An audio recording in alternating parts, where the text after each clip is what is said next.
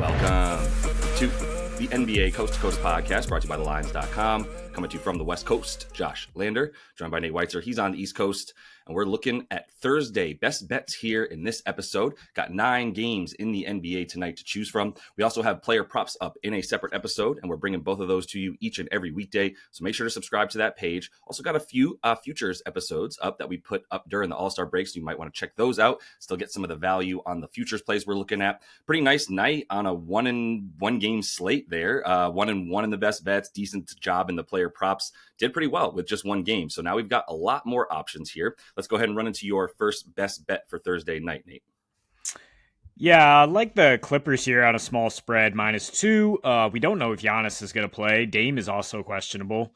And Andre Jackson, questionable. That could be a problem there, guarding Kawhi as his primary defender. But, I mean, I really like the Clippers, like, in terms of they went into the All-Star break on a 3-game win streak. Harden openly lobbying to play more minutes. Like, this is a team that wants to kind of hit the gas now at this point, obviously in a more tense situation, being in the middle of the West Conference than the Bucks are, who are gonna, they're just gonna get that like 4 or 5 seed. Like it's whatever. Like they know what their road is. And vibes aside from that is Giannis being like, I'm not suiting up until I'm 100% healthy. Also, I am once again opening the door that I'm not staying here if we're not a long-term winner. And now we got odds markets on where Giannis is going next. Huge coaching mismatch here, right? I mean, Ty Lue versus Doc Rivers, it doesn't really get much bigger.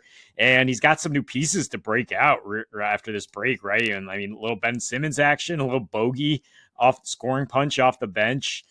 You've got Derek Jones Jr. now to deploy on Giannis if he plays, along with a rested Kawhi. You got a Clippers team. It's 8-4 when they get at least 2 days off here, straight up, that is. They also have 2 days off after this game, and the Bucks are on the front end of a back-to-back. Clippers, as I mentioned, are number 1 in the NBA, winning when they are favored, or covering.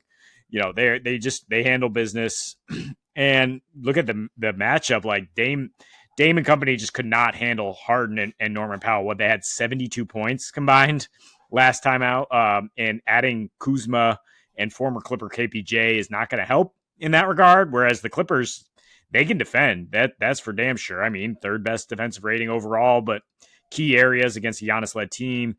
Very good in transition D on the road, very good limiting free throws, and the number 1 assist to turnover ratio before the break in that 3-game win streak. Yeah, I was going right here. This is way too low. I mean, I guess if Giannis and both of them play, but there's matchup problems all over the floor for Milwaukee. And that would be my fear for Milwaukee moving forward. Like they're basically saying like Taurean Prince and Andre Jackson Jr. got us on defense and we'll figure it out from there. And like, I mean, I guess Kuzma was the best you could get back for Middleton, but if you were going to ship someone so important to the structure of your offense, I would hope that the person you're getting back would increase the level of your defense, which is the one of the focal points of deficiencies anyway. And when you play a team that has 3 dudes that can beat every single one of your guys off the dribble one-on-one with Norm Powell, James Harden, Kawhi Leonard, I don't like anybody to defend any of those guys who's on Milwaukee. So I think this should be a little bit higher. And this definitely will be going up if one of these dudes is out, including Andre Jackson, to be honest, who's become their most important defender on the wing and above the break. So let me go over to Phoenix, San Antonio, where we're not going to be seeing Victor Wembanyama. So I am going to take -1.5 for his opponents in the Suns there on the road. Scary bet. Suns bad road team. Very, very bad road team. Let me acknowledge that. If you believe in trends and you just stick to trends, you probably won't be betting this, but I don't just do that. So I've got a few more things up my sleeve about it. Both these teams suck in the last 10. Let's just call it what it is. We have not been talking about how the Spurs have been struggling in their last 10. And we have been talking about how the Suns have been struggling, but things are changing a little bit. Wemby's gone. He's been there for the last 10 games. And now we're getting Beal and Grayson Allen fully healthy. Royce O'Neal now been healthy for a few weeks. Like this team is going to be much more what it intended to be before the season started. In these last 10, when they're both struggling, though, San Antonio's strength of schedule is 21st in the league. Phoenix is 3rd best. So I think we have a little bit more reasoning to believe in Phoenix's upward trajectory here starting in this game. And really, this is like, as far as the matchup goes, like San Antonio is obviously with Wemby, is an incredible, maybe the best interior defense in the league. I mean, just watch a Wemby highlight and you're like, how does anybody score within 6 feet when this guy's on the court? He can block everything from wherever he is.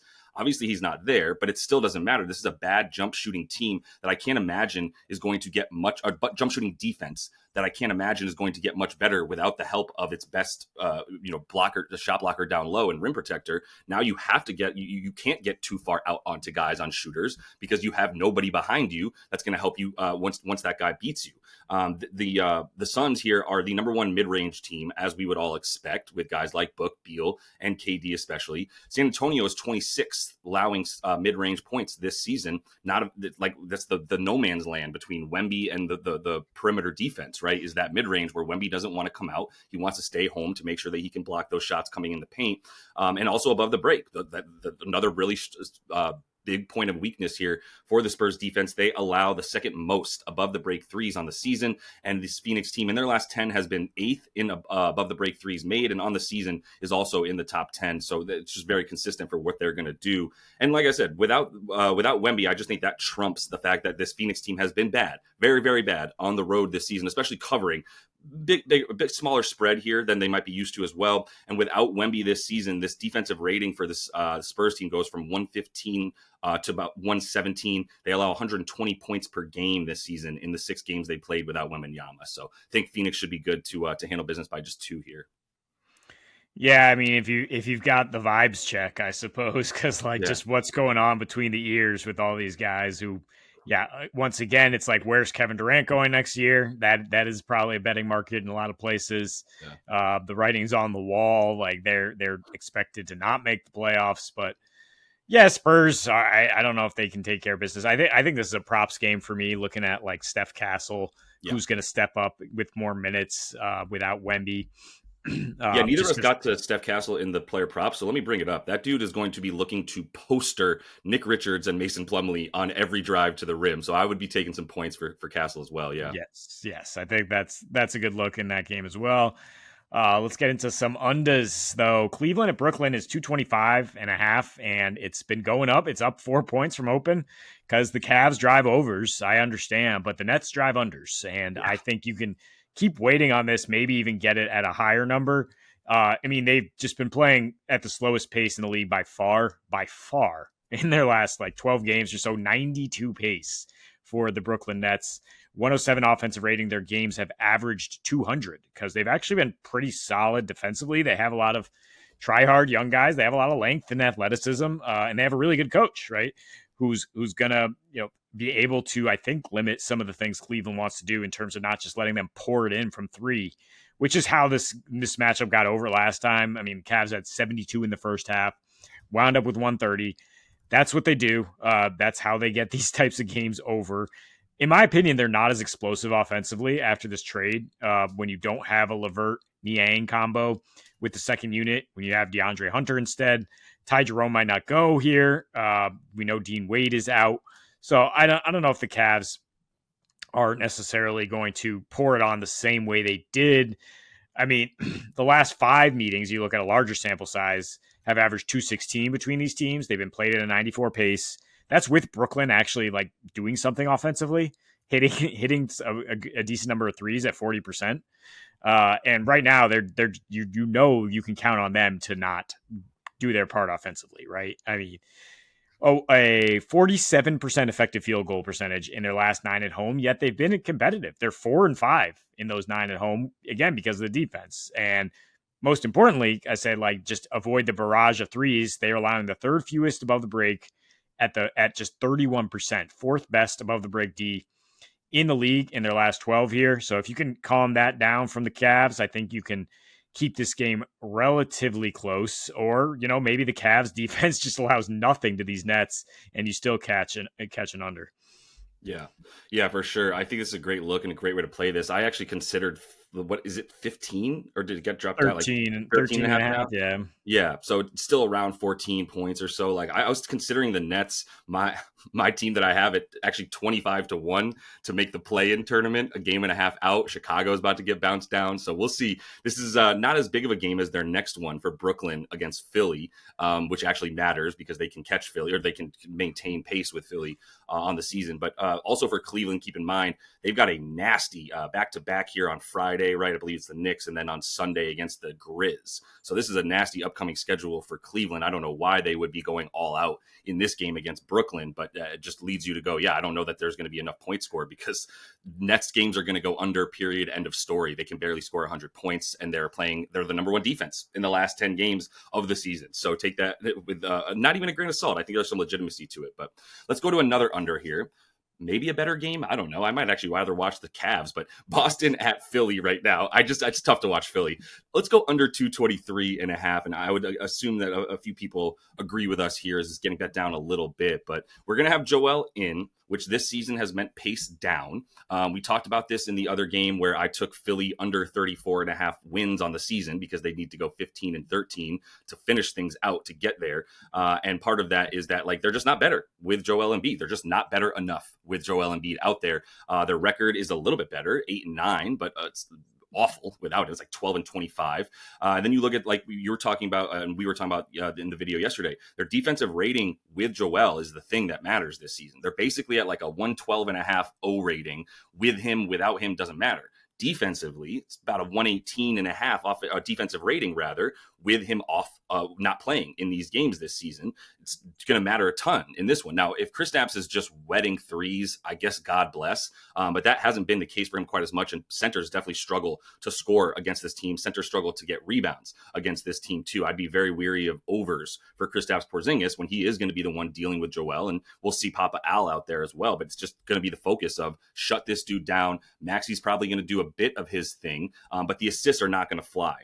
And if you look at the last three matchups between these teams, a 95 pace. The last two went over because of crazy finishes where they just kept elongating the games, right? And ended up going over as a result. There was an OT game a little while ago as well. So not going to worry about that stuff. Key here for the under two is the free throws. And this Boston team, we know, is not going to let you get much from the free throw line. They were a bit more of a sieve towards the rim before KP got back. And now with KP back, they're back into the top 10 in terms of rim protection and paint protection in general. That's going to be huge because Embiid's going to be working from the top of the key and the extended elbow a lot more, I would imagine, than the post-up move, which we've seen against the Celtics, why we've actually seen him get a few dimes here and there. But this is all going to be about Boston's defense more than anything to me, now that they have Drew back in there completely healthy after a long hiatus and just playing like 2 games over the last like 3 weeks of his life. And then you've also got KP in the same boat here, plus everybody else coming back to normal as well. JB took a few games off before the All-Star break. He's totally back. So with a full-strength squad where it's like nut crunching time for the Celtics right now,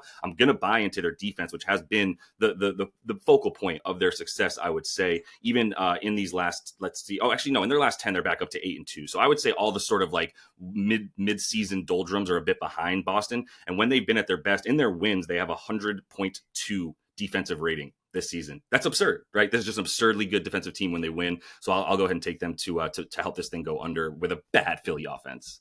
Yeah, I think that's the key right there, is you expect the Boston defense to carry you under like they did in Cleveland, like they do. I mean, you look at the matchups against the Heat, the Knicks, just absolutely smothering them as well. Like when they have their haunches up and be like, this is a team that we want to beat. They do it with defense as much as a barrage of threes right now. Yeah, look at after a loss, they've been holding teams to like 85, 107, 100, 90, 85, 104. So like, yeah, after a loss or a break here, as sort of a reset spot, I think, yeah, you can count on that Celtics defense bringing it with everybody healthy.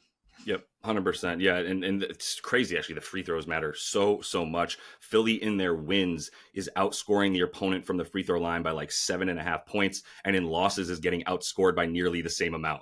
It's a crazy swing when they don't get to the free throw line versus when they do, and Boston is still the third best team limiting free throws rate on the season. So that's a huge part of all this. And that is all the time we have for you in Best Bets. Make sure to subscribe to that page. You can also check out the player props that we have each and every weekday alongside these Best Bets. So until we see you next, happy betting.